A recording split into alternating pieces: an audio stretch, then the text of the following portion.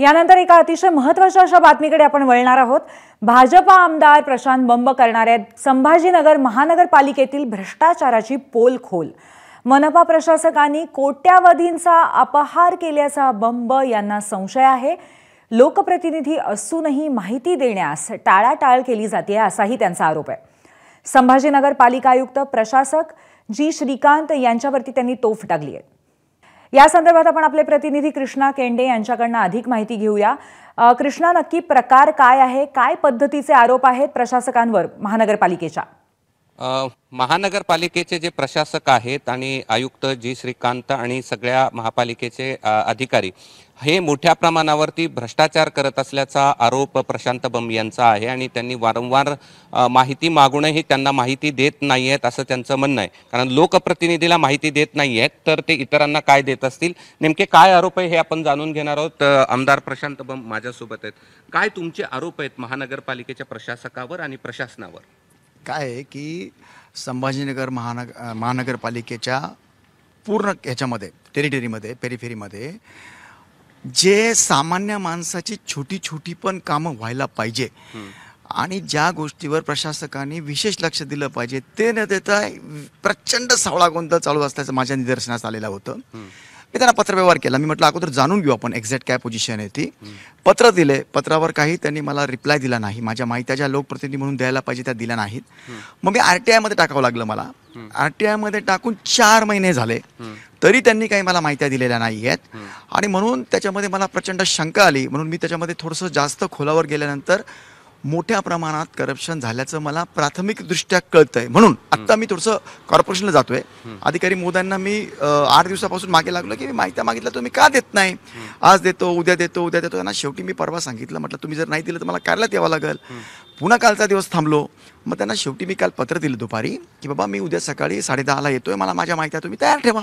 जाऊन मी आता बघतो आणि जे काही बाबी आहेत माझ्याकडे प्राथमिकदृष्ट्या काही कागद आहेत करप्शनच्या बाबतीतल्या बऱ्याच गोष्टी आहेत, त्या गोष्टी मी परत म्हणजे तिथे जाऊन खऱ्या आहेत की नाही हे बघून घेतो। काही झेरॉक्स आहेत मला, मी माझ्या लेवलवरच्या प्राप्त करून घेतल्या त्या झेरॉक्स आहेत, तर मी खऱ्या आहेत की नाही ह्या गोष्टी मी जाणून घेतो आणि नंतर मला कळेल की एक्झॅक्ट त्याच्यामध्ये काय चालू आहे। तुमच्याकडे जे हे कागद आहेत त्यात किती कोटीचा अपहार झालाय असं तुमचा प्राथमिक अंदाज आहे? बघा, तसं तर माझ्या 3-4 बाबीमध्ये की केंद्राच्या स्मार्ट सिटी मार्फत 1000 कोटी रुपये आलेले आहेत। कुठे गेले काय गेले काही कळायला मार्ग नाही, कारण की मी साध्या साध्या बाबी विचारतोय। कुठे गेलं कळत नाही म्हणून आपण विचारतो, तर त्या पण सांगायला तयार नाही आहेत। म्हणजे प्रशासक म्हणून ह्यांच्याकडे तो चार्ज होता। आता दुसरे अधिकारी महोदय हप्त्याभरापूर्वी रुजू झालेत। त्यानंतर जवळपास म्हणजे डम्पिंग ग्राउंडचे प्रॉब्लेम असतील त्याच्यामध्ये एक्स्ट्रा देऊन टाकलं। जुने चालले नवीन येऊ लागले। जेव्हा आपण ॲग्रीमेंट करून देतो त्याच्यामध्ये मोठा करप्शन मला वाटू लागला। नंतर DP प्लॅनमध्ये काय झालेलं आहे, छोट्या गोष्टी ज्या त्यांना बदलण्याचा अधिकार पण नाही आहे, अगोदर टाकायच्या आणि मुद्दाम त्या काढून टाकायच्या, त्याच्यामध्ये करप्शन झाल्याचं आढळतंय। त्या सगळ्या गोष्टी जाऊन मी बघतो। अजून बऱ्याच गोष्टी आहेत पण मी अगोदर जाऊन त्याला चेक करतो। ठीक आहे, हे होते प्रशांत बंब आणि त्यांनी आरोप केलेत की महापालिकेमध्ये मोठ्या प्रमाणावरती भ्रष्टाचार झालाय। काही कागदपत्र त्यांच्याकडे आहेत आणि ते आज महापालिकेत जाऊन या सगळ्यांचा प्रशासक आणि तिथल्या प्रशासनाला माहिती विचारणार आहे, ते जाब विचारणार आहेत। पूर्वी कृष्णा, एकंदरीत हा जो प्रकार आहे त्यामध्ये आणखीन काही नावं आपल्याला समोर आलेली कळतायत का? आपण प्रशांतजींना याबद्दल आणखीन विचारू शकतो का?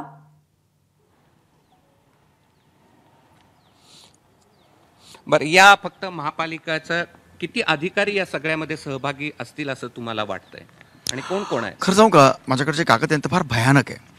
म्हणजे माननीय आयुक्त जे आहेत प्रशासक म्हणून त्यांच्या घराच्या बाबतीमध्ये एक वेगळाच प्रकार राज्यामध्ये निदर्शनास येतो की काय असं मला आता वाटतंय। पण ते मी जोपर्यंत चेक करत नाही तोपर्यंत बोललेलं बरोबर नाहीयेत, म्हणून अगोदर जाऊन चेक करतो आणि नंतर मी हे पालिकेत किती अधिकारी सहभागी असतील? यात सगळं प्रशासन सहभागी आहे खालपासून वरपर्यंत? बघा, आता प्राथमिकदृष्ट्या तसं वाटतंय, कारण तिथले कॅफो असतील, ॲडिशनल कमिशनर असतील। मोठा प्रकार काय आहे, जे पद आम्हाला महानगरपालिकेला मंजूर आहेत तेच यांनी आउटसोर्सिंगवर लावून टाकले। आउटसोर्सिंगवर लावणं म्हणजे काय, अकाउंटेबिलिटीचा विषयच येत नाही।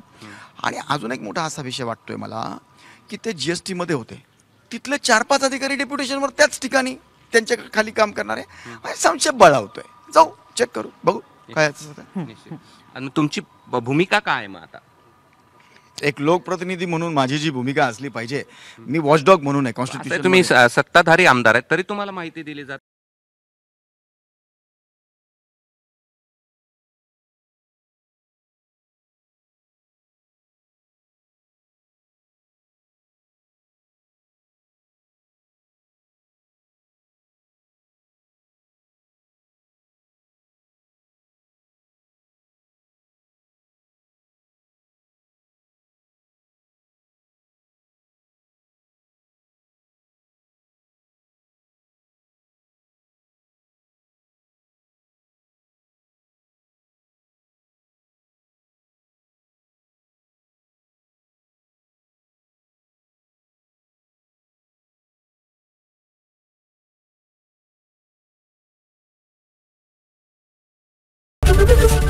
एबीपी माझा, उघडा डोळे बघा नीट.